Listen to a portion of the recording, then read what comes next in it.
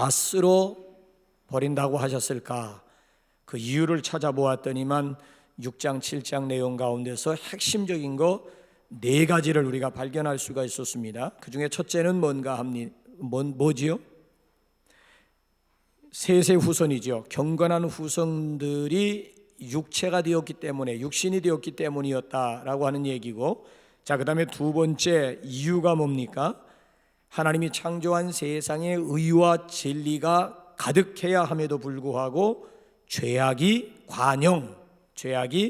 가득 찼기 때문에 결국 심판할 수밖에 없었다. 세 번째 이유는 뭡니까? 사람들의 마음의 생각과 계획이 악했기 때문이었다. 그래서 2가지 구절을 통해서 어려서부터 악했다, 항상 악했다. 어려서부터 항상 악했기 때문에 그래서 하나님이 심판하실 수밖에 없었다. 그 다음에 세 번째 뭡니까? 그 당시 사람들의 마음이 부패할 뿐만 아니라 포악으로 충만했기 때문에, 포악이라고 하는 것은 뭔가 하면 강포입니다. 강포함이라고 하는 것이 뭔가 하면 폭력입니다. 폭력. 그 당시 세상이 폭력으로 가득했다라고 하는 얘기고요. 자, 가장 결정적인 이유가 뭐지요? 끝까지 회개하지 않았기 때문이에요. 죄 때문에 망하는 것이 아니라 무엇 때문에 망한다? 회개가 없기 때문에 망하는 거예요. 왜? 사람은 근본적으로 악하기 때문에 다윗의 고백 그대로 우리 안에 선한 것이 없어요. 선한 것이 없기 때문에 죄를 짓지 않을래야 않을 수가 없는 거예요. 죄 곧 나 곧 죄, 죄의 장아찌라고 하는 그런 우리가 말을 쓰지 않았습니까?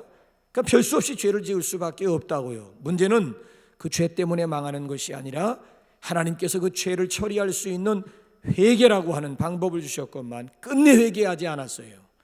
하나님께서 그 당시 사람들에게 몇 년 동안의 기회를 주신 거예요? 120년 동안 기회를 준 거예요. 120년 동안.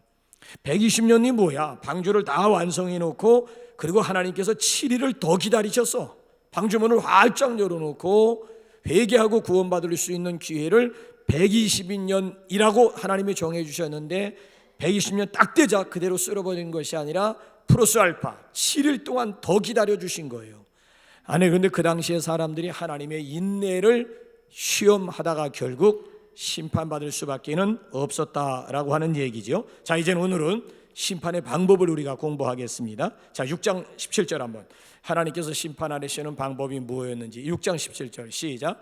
내가 홍수를 땅에 일으켜 뭐로 생명의 기운이 있는 모든 육체를 천하에서 멸절하리니 땅에 있는 것들이 다. 자, 하나님이 심판하시는 방법이 홍수를 땅에 일으켜 멸절하겠다. 홍수를 땅에 일으켜 땅에 있는 것들이 다 죽으리라고 그랬어요. 멸절하겠다. 다 죽는다. 뭐로? 홍수로. 홍수. 자, 오늘 여기 본문 말씀 보게 되면은 홍수인데 하나님이 그 당시에 우주 만물을 쓸어버리는 심판의 도구가 물이어서 홍수였다라고 하는 얘기예요. 그럼 이제 지고 끝날 마지막 하나님의 심판이 또 한 번 남아 있는데 하나님의 심판은 뭐가 될까요? 베드로 전후서를 보게 되면은 물이 아니라 불이야. 불. 모든 체질이 불에 풀어. 체질이라고 하는 것은 우주를 생성하고 있는 요소들이 다 불에 타 없어지고 불에 풀어지고 말겠다라고 하는. 왜냐하면 이제 뒤에 가서 8장에 가서 공부하겠습니다마는 하나님께서 우주 만물을 쓸어버린 다음에 구름 속에 뭘 두면서 맹세하셨어요? 무지개. 내가 다시는 세상을 물로 심판하지 않겠다. 그럼 물 대신 뭘로 이제 세상을 심판하겠다고요? 우주적인 종말이라고 하는 것은 불의 심판이 남아있다라고 하는 얘기지요. 분명히 불의 심판이에요. 불의 심판. 물과 불로 심판을 하는데 1차적인 심판은 물이고 마지막 궁극적인 심판은 불의 심판이 될 것임을 말씀했지요. 자, 여기 보게 되면은 홍수로 심판을 했는데 여러분 한번 보세요. 며칠 동안 한번 7장 4절 12절 17절 한번 읽으면서 공통점 물로 심판하는데 한번 보세요. 뭘 강조하는지 한번 보세요. 시작. 지금부터 7일이면 내가 40주야를 땅에 비를 내려 내가 지은 모든 생물을 지면에서 쓸어 버리리라. 12절. 40주야를 비가 땅에 쏟아졌더라. 17절. 홍수가 땅에 40일 동안 계속된지라 물이 많아져 방주가 땅에서 떠올랐고, 세기우절을 강조해서 강조되는 숫자가 뭐예요? 물로, 그렇잖아요. 홍수로 하나님께서 지으신 모든 만물을 쓸어버리시는데 홍수가 며칠 동안 계속되었다고요? 40일 동안 계속되었다는 거예요. 40일 동안. 아니, 하루 종일 비가 오면은 침수되지 않는 곳이 없어요. 우리나라에서 소낙비가 하루만 와도, 하루만 24시간 소낙비가 계속 쏟아져도 우리나라 지대치고 침수되지 않는 지역이 없어요. 하루만 소낙비가 멈추지 않고 계속 오면 서울은 물난리가 납니다. 서울은 물난리가 납니다. 서울뿐만이 아니에요. 하루 종일 소낙비가 멈추지 않고 계속 이어지게 되면 정말 물난리가 나는 거야. 아니, 하루만 비가 계속 와도 물난리가 나는데 하루 정도가 아니라 며칠이야 이건. 40일이잖아. 40일. 40일도 또 뭘 강조해요?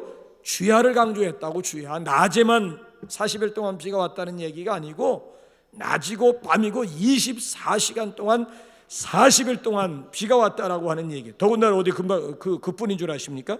자, 우리 한번 홍수 방법을 한번, 하나님께서 홍수를 일으키는 방법을 한번 볼까요? 7장 11절 한번 읽어보세요. 기가 막힙니다. 시작. 노아가 600세 되던 해 둘째 달 곧 그달 11의 날이라 그날에 큰 기품의 샘들이 터지며 하늘의 창들이 열려.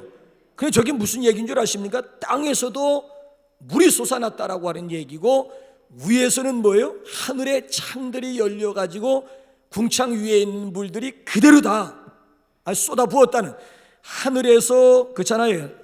하늘에 있는 물, 궁창 위에 있는 물을 하나님이 그대로 다 쏟아부으시고, 땅 그렇잖아요. 궁창 아래에 있는 물들, 땅에서부터 물이, 그러니까 뭐 위 아래서부터 물이 그대로 쏟아지고 솟아나고, 아니 그냥 소낙비가 올 정도가 아니었다니까요. 그러니까 창세기 1장 보게 되면은 하나님께서 궁창 위의 물과 궁창 아래의 물로 온 우주가 물로 뒤덮여 있는 상태 가운데서 하나님께서 궁창이라고 하는 것은 하늘이야. 하늘 위의 물과 하늘 아래에 있는 물로 하나님께서 나누어 놓으셨다고요. 근데 심판하실 때에 궁창 위에 있는 물은 하늘의 창이 열려가지고 궁창 위에 있는 물 다 쏟아부었다는 얘기고, 궁창 아래에 있는 물들도, 땅속에 있는 물들조차도 그 안에 샘들이 터져가지고 치솟아서 오르게 되었다라고 하는 이, 그러니까 견뎌낼 수가 있겠느냐라고 하는 얘기죠. 여러분, 하늘의 창이 열려가지고 물이 쏟아부어짐으로 말미암아 여러분 이걸 가리켜서 뭐라고 얘기를 하는가 하면 X광선을 보호할 수 있는 보호막이 찢어지게 되었다라고 하는 얘기죠. 이걸 유식하게 표현한다면 오존층이 파괴가 되었다는 얘기예요. 오존층이 보존될 때만 해도요, 인간의 수명이 800년 900년이었다고요. 근데 홍수를 통해 가지고 하늘에 창이 열려 가지고 하늘 궁창 위에 있는 물들을 다 쏟아부음으로 말미암아 X선을 차단할 수 있는 보호막이 없어지게 된 거야. 오존층이 파괴가 됨으로 말미암아 인간의 수명이 800년 900년이었던 인간의 수명이 120년으로 단축되어지고, 더군다나 여러분 태양이 얼마나 장렬한지 그대로 다 쏘게 되면 피부암이 걸리게 되는 거예요. 피부암. 그래서 요즘에는 무서운 것이 피부암이 무서운 거예요. 피부암이. 그래서 요즘에는 밖에 나갈 때, 한여름 같은 경우에 밖에 나갈 때는 강력한 X 그잖아 그 선을 우리가 차단하기 위해서 뭘 우리가 바르고 나가야 돼요?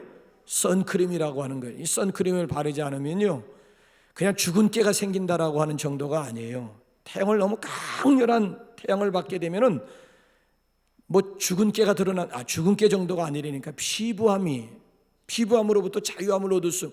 그러니까 이게 홍수로 말미암아 하늘의 궁창 위에, 하늘 위에 있는 물들이 다 쏟아진 결과 더 이상 보호할 수 있는 보호막이 없어지게 되었다라고 하는 그런 얘기가 되는 것이죠.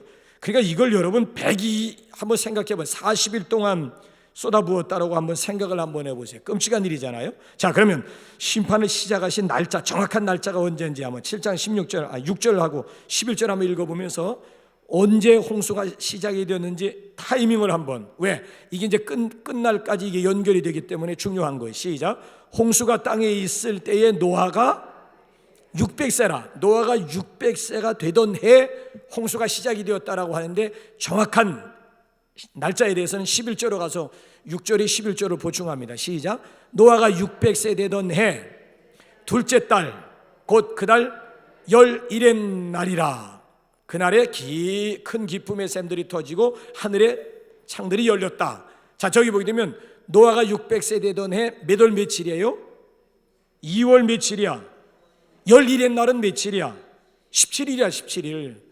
요즘 젊은 것들은 하루 이틀 사흘 나흘 닷새 엿새 일에 뭐 이런 것들을 몰라요. 그냥 1, 2, 3, 4만 하지 하루 이틀 사흘 나흘 닷새 엿새 일에 뭐 아흘에 뭐 이런 것을 모른다고요. 그러니까 저걸 계산해 보게 되면은 2월 17일 노아가 600세 되던 해 2월 17일 날 드디어 이제 홍수가 시작이 되었다라고 하는 얘기지요. 자, 그러면 한번 심판의 결과를 이제 여러분 한번 보세요. 한번 심판의 결과를 한번 보십시다. 자, 7장 21절부터 이제 23절까지 보면 심판의 결과가 나와요. 시작. 땅 위에 움직이는 생물이 다 죽었으니 곧 새와 가축과 들짐승과 땅에 기는 모든 것과 모든 사람이라. 육지에 있어 그 코에 생명의 기운의 숨이 있는 것은 다 죽었더라. 23절. 지면의 모든 생물을 쓸어 버리시니 곧 사람과 가축과 기는 것과 공중의 새까지라. 이들은 땅에서 쓸어 버림을 당하였으되 오직 노아와 그와 함께 방주에 있던 자들만 남았더라. 여러분, 7장은 심판의 결과를 우리에게 이야기하고 있는 거예요. 조류, 공중에 나는 새, 땅에 기는 그잖아요. 뭐 날짐승, 들짐승 이거 다 포함되는 거예요. 땅에 기는 짐승과 공중에 나는 새와 모든 사람들을 하나님께서 다 쓸어버리셨다라고 하는 얘기예요. 여러분, 7장 21절에서 23절은 6장 우리 한번 읽어보면 6장 한번 우리 읽어볼까요? 6장 7절, 13절, 17절에 보게 되면은 7장은 결과입니다. 저거 한번 볼까요? 시작. 그러나 노아는 하나님께 은혜를 입었더라. 아니 그건 저기 18절이 그 전에 7절, 13절, 17절 없어요? 그 앞구절 6장 7절 시작. 이르시되 내가 창조한 사람을 내가 지면에서 쓸어버리되 사람으로부터 가축과 기는 것과 공중의 새까지 그리하리니 이는 내가 그것들을 지었음을 한탄함이니라 하시니라. 자, 그 다음에는 13절 시작. 하나님이 노아에게 이르시되 모든 혈육 있는 자의 포악함이 땅에 가득함으로 그 끝날이 내 앞에 이르렀으니 내가 그들을 땅과 함께 멸하리라. 자, 그 다음에 17절 시작. 내가 홍수를 땅에 일으켜 무릇 생명의 기운이 있는 모든 육체를 천하에서 멸절하리니 땅에 있는 것들이 다 죽으리라. 분명히 6장을 보게 되면은 7절, 13절, 17절을 통해서 사람이며 짐승이며 공중에 날아다니는 생명의 기운이 붙어 있는 것들은 하나님께서 다 죽이고 다 쓸어버리리라고 6장에서 이미 하나님께서 말씀하셨는데 7장 21절부터 23절까지 읽어보니까 결과가 어때요? 하나님이 말씀하신 그대로 되었다라고 하는 이야기예요. 그래서 여기서 이제 우리가 뭘 생각하게 되는가 하면은 하나님이 작정하신 것은 반드시 이루시는 하나님이야. 하나님이 6장에서 이렇게 작정하시면 반드시 7장에서 이루어져. 하나님이 작정하신 것뿐만 아니라 하나님이 약속하신 것은 반드시 이루시는 분이, 이걸 지금 강조하고 있는 거예요. 하나님이 심판을 작정하셨어도 그 심판을 반드시 이루시듯이 하나님이 약속하신 것에 대해서는 반드시 하나님께서 이루신다라고 하는 신실하신 하시는, 그러니까 믿을만한, 얼마든지 하나님의 약속은 신뢰할 만하고 믿을만하다라고 하는 것을 강조해주고 있는 거예요. 자, 근데 여기서 이제 우리가 한 가지 발견하는 것이 뭔가 하면은 심판 중에도 하나님의 은혜가 있고 심판 중에도 하나님의 긍휼이 있더라고 하는 얘기죠. 자, 여러분 한번 보세요. 아담과 하와가 범죄했을 때에도 하나님이 에덴 동산에 하나님의 긍휼이 나타났다고요. 그것이 뭐예요? 범죄한 아담과 하와 현장에도 하나님이 심판하시는데 에덴 동산에서 추방하고 그렇지 않습니까? 그럼에도 불구하고 하나님의 긍휼이 뭐로 나타나요? 가죽옷으로 나타났잖아요. 가죽옷. 벌거벗은 모습이 부끄러워가지고 아담과 하와가 계속 무화과 나무를 엮어가지고 치마, 그 당시 기후상 하루에 27번씩이나 옷을 지어 입어야 된다는 거야. 무화과 잎으로 이렇게 해 입었으면 조금 있으면 바싹 말라가지고 또 팍상, 그렇잖아요? 부스러지고 또 만들고. 그러니까 이걸 하루에도 21번씩 계속 무화과 나무를 엮어가지고 자기들의 부끄러운 수치를 가리기 위해, 하나님께서 그 모습을 보시면서 어린 양을 잡으신 다음 가죽을 벗겨가지고 가죽옷을 지어가지고 아담과 하와에게 입혀. 그러니까 하나님이 심판하시는 에덴 동산에도 하나님의 긍휼이 나타나요. 더군다나 동생을 때려 죽인 놈이 누구예요? 인류 최초의 살인자가 누구예요? 가인이잖아. 가인이 아벨을 쳐 죽였잖아요. 세상에 이런 극악무도한 사람은 없는 거예요. 남을 쳐 죽인 것도 아니라 한 핏줄을, 그렇잖아요, 받고 태어난 자기 혈육, 자기 동생을 돌로 쳐 죽인 거야. 이런 놈은 돌로 맞아 죽어 마땅하다고요. 그런데도 불구하고 하나님께서 가인에게 보호표를 주셔서 이 표를 가지고 다니면 아무도 너를 해할 자가 없을 것이다. 아니, 그런 놈은 돌에 맞아 죽도록 내버려 둬야 되는데 뭐로 이런 천하에서 극악무도한 가인에게 하나님께서 보호표를 주시느냐라고. 이게 여러분 굉장한 얘기예요. 더군다나 여러분 또 한 가지, 우리 한 가지 생각을 해봐야 되는 것이 뭐가 있습니까? 이렇게 다 오늘 본문 말씀도 보게 되면 다 쓸어버리는 것 같지만 그 중에 하나님의 사랑과 긍휼이 나타나, 심판 중에 하나님의 은혜가 나타나요. 자, 그래서 오늘 본문에서 공부하는 것에서 가장 중요한 힌트는 8절과 18절을 우리 한번 다 같이 한번 읽어볼까요? 8절과 18절을 우리 한번 다 같이 한번 읽어볼까요? 시작. 그러나 노아는 여호와께 은혜를 입었더라. 그러나 노아는 내가 내 언약을 세우리니 너는 내 아들들과 내 아내와 내 며느리들과 함께 그 방주로 들어가. 자, 저기서 보면 8절에도 그러나, 18절에도 그러나라고 하는 접속사가 무슨 접속사예요? 부정 접속사란 말이에요. 앞에 나와 있는 내용을 그대로 뒤집어 버리는 거예요. 반전 접속사가 그러나라고 하는 얘기예요. 자, 그 앞에 나와 있는 그 내용들은 무슨 내용입니까? 앞에 나와 있는 내용하고는 전혀 다르다라고 하는 얘기죠. 자, 그 앞에 8절 앞에 나와 있는 내용, 18절 앞에 나와 있는 내용들은 무슨 내용입니까? 지난주 시간에 공부한 내용들이에요. 그러니까 그 앞에 있는 내용들은 온통 새카만 이야기들이야. 아주 새카만 이야기들이라고요. 죄악이 가득 찼다, 뭐 하나님이 쓸어버리시겠다라고 하는 그런 심판의 말씀들이. 그러나 이런 가운데도 노아는 하나님의 은혜를 입었다. 이런 무서운 심판 가운데도 노아는 하나님의 은혜를 입게 되었다라고 하는 이야기예요. 자, 여기서 이제 우리가 한 가지 뭘 생각하게 되는가 하면, 다 끊어질 듯 끊어지는 것 같으면서도 메시아의 줄기가, 그렇잖아요, 아주 가느다란 메시아의 줄기 하나는 남아있더라. 다 끊어진 줄기인데 딱 한 줄기가 남아있는 거야. 끊어질 듯 하면서도 끊어지지 않고 맥을 유지해 오고 있는 줄 하나가 있다라고 하는 이야기예요.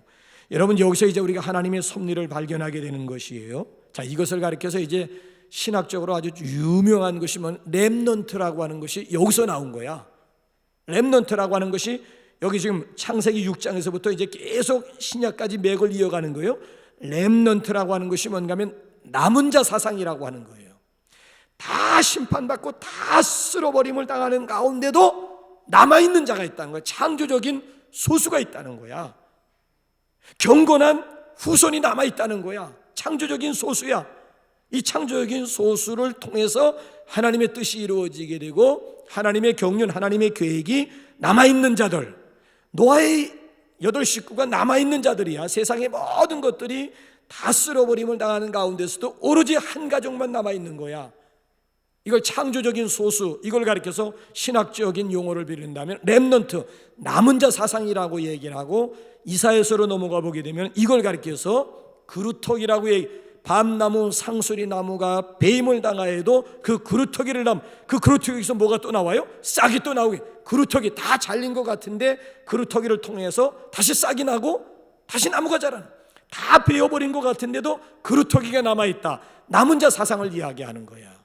그래서 우리 이 시간에 우리 한번 신학적으로 아주 유명한 거, 여러분들의 신학적으로 설명할 필요는 없고요, 우리가 한번 성경을 통해서 어떻게 맥을 이어가는지 한번, 창세기 6장에서 시작된 렘넌트가 창조적인 소수, 경건한 후손, 남은 자들, 이 남은 자가 어떻게 신약까지 맥을 이어가는지 우리 한번 몇 구절 한번 이사야 10장 20절 22절 그다음 미가서 2장 5절 2장과 5장 그리고 로마서 11장을 통해서 한번 연결 한번 시켜볼까요? 시작.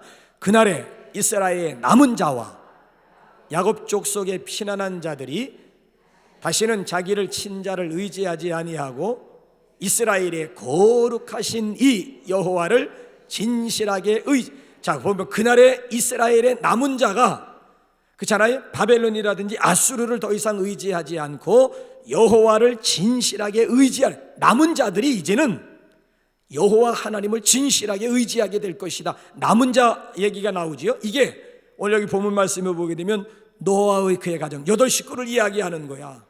그것이 지금 이사야를 통해서 맥을 22절 한번 또 넘어가서 한번 읽어볼까요? 시작. 이스라엘이여 내 백성이 바다의 모래 같을지라도 남은 자만 돌아오리니 넘치는 공의로 파멸이 작정되었음이라.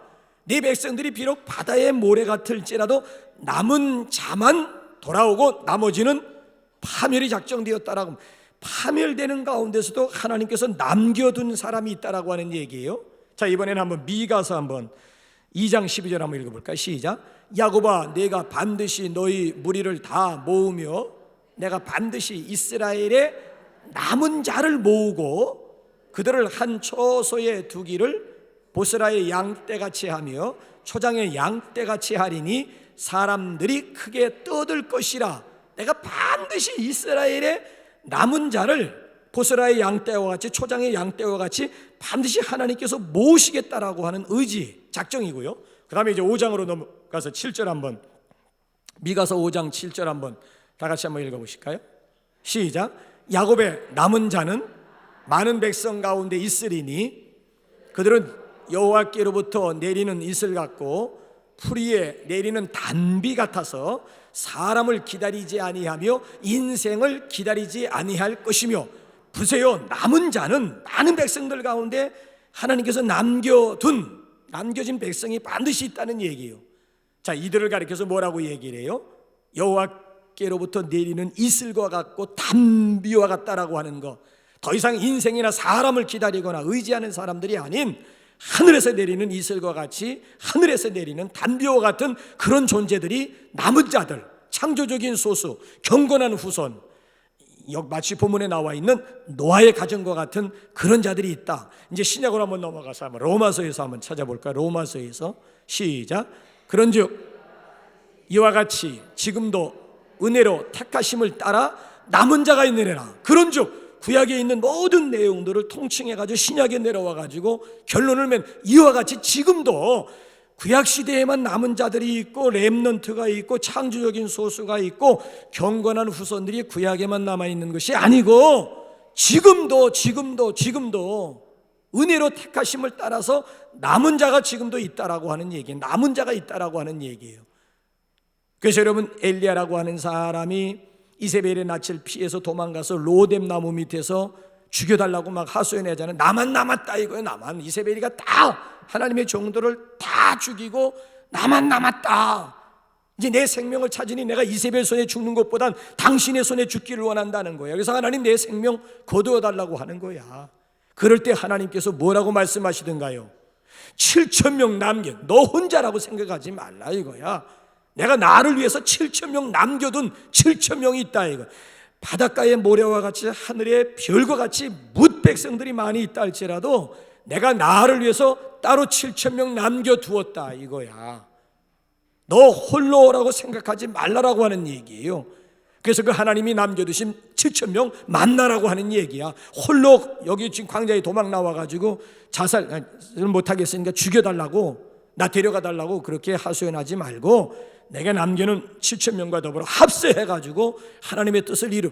그러니까 막 엘리야가 그때부터 그냥 막 빗속을 달리는 엘리야가 되고 호렙산 굴에서 하나님의 음성을 듣고 그리고 다시 사역의 현장으로 돌아와서 목숨 바쳐 일했다라고 하는 것 아니겠습니까?